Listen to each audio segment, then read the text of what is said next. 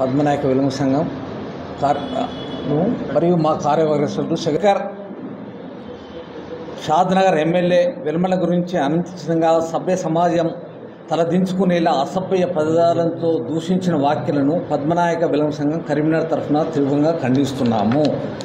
వెంటనే శంకర్ గారు తన వ్యాఖ్యలను ఉపసరించుకుంటూ వెల్మలకు బహిరంగ క్షమాపణ చెప్పాలని మేము డిమాండ్ చేస్తున్నాము. గతంలో కాంగ్రెస్ పార్టీలో వెల్మ కులస్తులు పార్టీకి ఎంతో సేవ చేసినారు.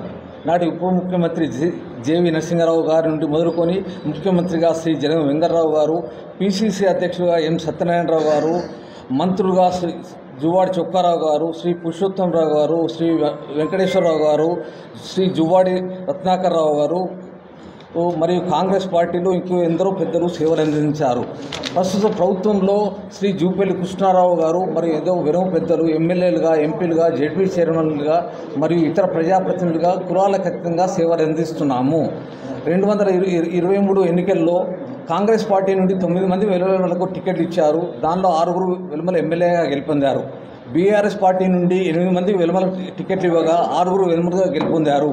బీజేపీ నుండి 6 వెలుమల టికెట్లు ఇవ్వగా 1 గెలుపొందారు. మా వెలుమ నాయకులు ఏ పార్టీలో ఉన్నా ఆ పార్టీకి నిబంధనతో పనిచేస్తారు.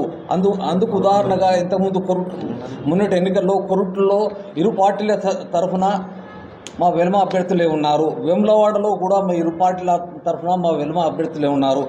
మంచిర్యాలలో 3 పార్టీల తరఫున కూడా మా వెలుమ అభ్యర్థులే ఉన్నారు తప్ప ఇక్కడ ఒక్కరి కోసం ఎన్నుకోపోలేదు.